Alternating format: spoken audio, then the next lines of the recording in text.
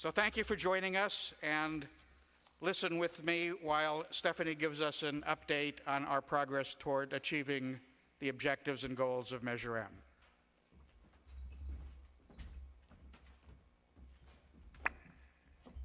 Thank you, Mike. Hello, Move LA. Hello. We're first going to begin with a short video. Denny told me this was going to be a cheerleading moment, so we've got a short video to begin the presentation.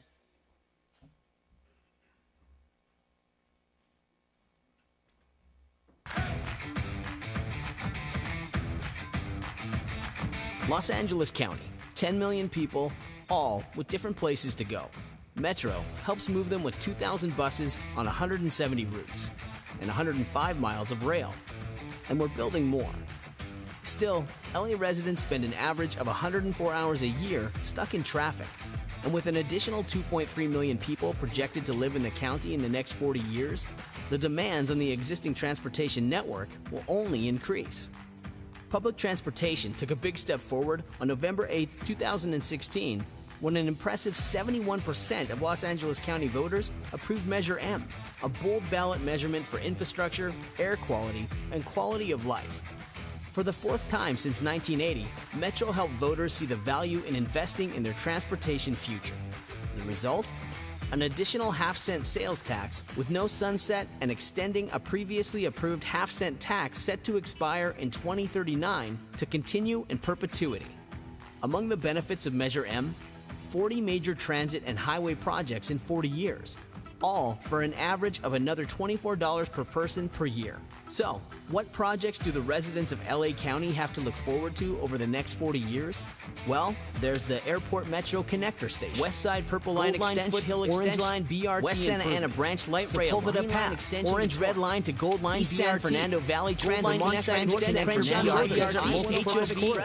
Okay, you get the point. There's a lot to look forward to, and these projects are only one piece of Measure M. Regional collaboration through a transparent, bottom-up process with stakeholders was vital to the measure's success and resulted in a comprehensive plan that encompasses several elements. This includes funding to enhance bus and rail operations to keep the system running efficiently and affordably for generations to come. It'll also fund local transportation projects such as street improvements and repairs for the 88 cities in LA County. Measure M will build new bike and pedestrian connections to create more safe and convenient first-mile, last-mile connections like biking and walking paths. New programs will be developed for seniors, students, and the disabled to ensure everyone has access to our transit system. Sustained funding will keep our system in good repair for the next 100 years through preventative maintenance and replacement of aging equipment. Measure M will create 778,000 jobs through construction and programs and have a $133.3 billion economic impact. The passing of Measure M has elevated Los Angeles County's transportation revolution to a whole new level. My ideal Los Angeles 30 years from now may look similar to New York City, where people are choosing the train over their cars. I think it'll get people, A, to be outside more. I think being outside, enjoying the weather, the city we have is great. Less time on the roads, less congestion, less traffic. I think we all want that. Thanks to LA County voters, we're one step closer to realizing the vision of a transformed, multimodal LA County. But the work is just beginning, and we couldn't be more excited.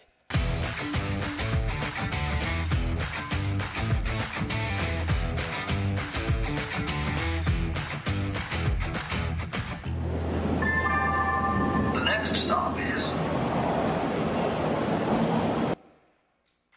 All right.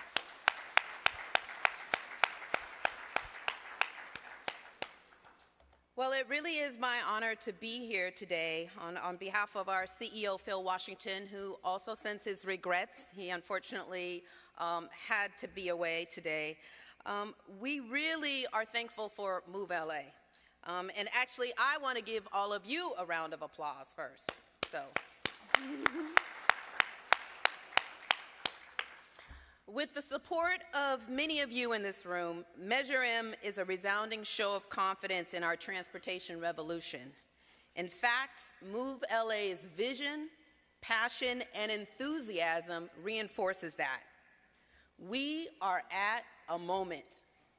Measure M is going to change the face of our region and create an infrastructure inheritance for our children. This is extraordinary, and it's something we should take pride in. Through Measure M and Measure R, we will endow future generations with mobility options that have been well planned, maintained, and are in great shape 100 years from now. We also have to treat public transportation as an integrated part of all public policy. That means land use, housing, and the environment.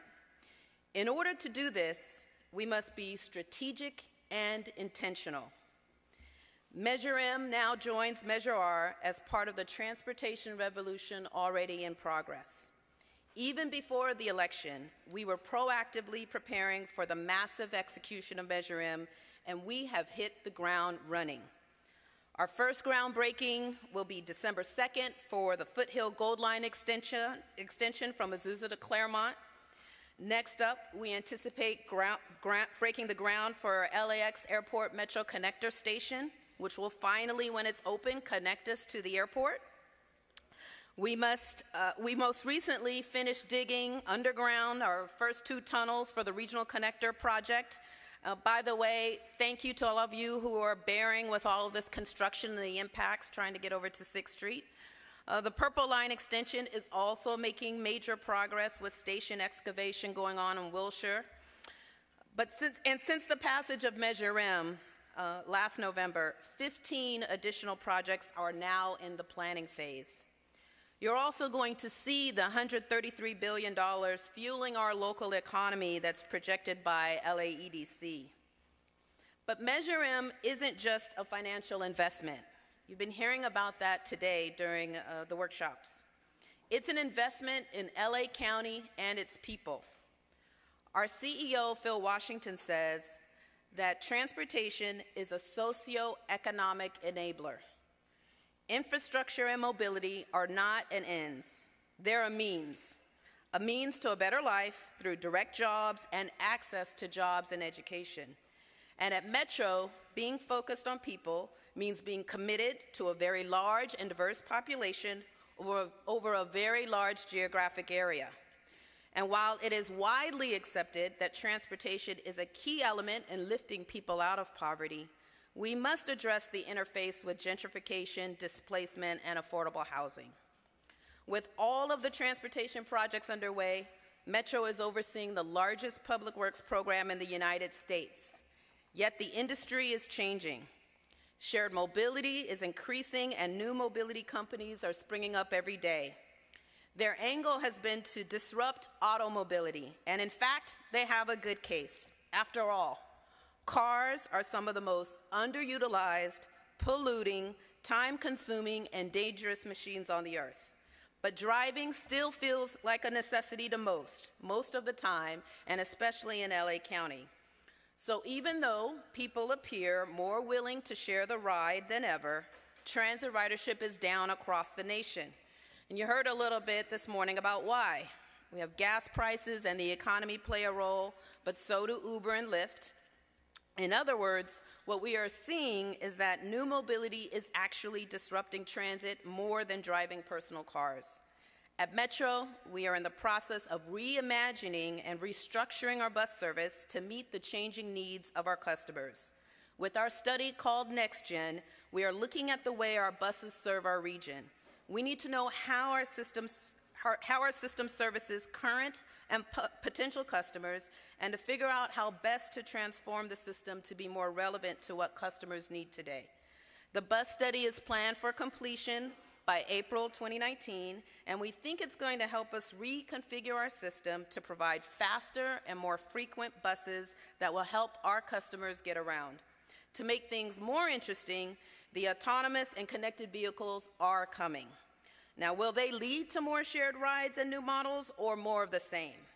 Because fleets of shared vehicles that don't have to park and whisk people from place to place without clogging our roads or polluting the skies, sound much better to me than single-user AVs that pollute every time they are held from their private parking spaces. Thank you, thank you, thank you. And as a transportation agency, we don't just have to adapt, we have to use our authority to look out for the people. We want these technologies to help individuals travel, but we don't want them to further the divides between people and the things they need most, like affordability and mobility. So besides balancing the individual needs of people and the collective need of people, what's the key? I don't want to oversimplify things, but it really comes down to shared rides for all. This is the core of public transportation. It is more efficient, equitable, and green when people share vehicles and trips. New technologies are making it easier than ever to do so. So agencies have typically been service providers of bus and rail, but there's new data and technologies that are making it easier to match the supply and the demand in real time with the mode that best fits their trip. And in order to succeed, we need to provide services and choices that people can happily and reliably use. We need to really delight our customers. This requires doing things differently and doing different things. And we are at Metro. You heard earlier today from our Chief Innovation Officer, Joshua Schenk, about some of those initiatives through our unsolicited proposal process. And we, like other agencies, are interested in taking advantage of new technology and new ideas, but we now need to do it with the lens of equity, accessibility, and affordability in mind. Because at the end of the day, we have to be willing to try new things, especially those that could bring high-quality shared rides to more people. In doing so, we are also building and operating a sustainable infrastructure because it's good business. This is part of our strategy to reduce our greenhouse gas emissions with our revenue fleet by more than 70% and our agency's greenhouse gas emissions by more than 40%. We also have the largest solar and other renewable power installation of its kind in the transit industry. And this summer, our Metro board, have to applaud Director Kuehl, Director Bonin, Director Fasana at the table, and groups like Move LA helped direct us to begin the move from CNG to 100% zero emission fleet. Thank you. That action to create a goal for a zero-emission fleet by 2030 makes us the largest American transportation agency to endorse such a goal. So we are headed toward a future with a zero-emission fleet, along with many other programs that treat our environment with respect. It all, though, in the end, when we focus on being efficient, equitable, and green, it really comes down to the people, because this is really about people, communities, and outcomes. None of these issues related to technology, whether it's microtransit, autonomous vehicles, none of this happens unless we have the workforce and a vision to dealing with the training and needs of our workforce. And with the passage of Measure M, we need a well-trained workforce to deliver our projects and programs, because the jobs matter, and we are putting people to work. We are incredibly excited to recently have established our Workforce Initiative Now program. It's called Win LA. It will change how Metro and the industry prepare the next generation for work and lifelong learning. It will help us fill hard-to-fill positions, address our silver tsunami of retirees, and develop the economy by creating career pathways for disadvantaged and at-risk populations. And we're not just focused on developing a pipeline for future workers. We're also reinvesting in our current workforce and taking a look at how we can empower our current workforce. And in fact, our CEO just last month authorized the formation of a Women and Girls Governing Council to apply a gender lens to Metro in its role as an employer, service provider, and catalyst for economic development. It's important to ensure that our workers have a hand in our transportation revolution, and they must benefit from what they build. And yes, they must have a gateway to middle-class wages.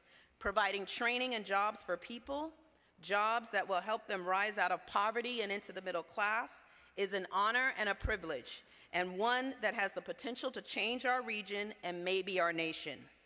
So that's a bit of our self-reinforcing, people-centered vision.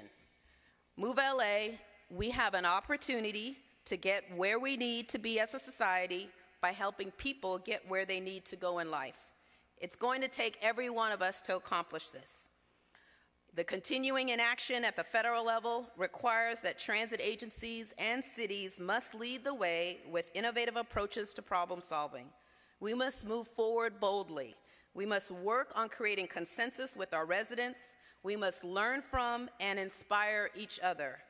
Through Measure M, we have a roadmap and many of the resources to transform our region. And we look forward to moving LA forward together with all of you. Let's get there. Thank you.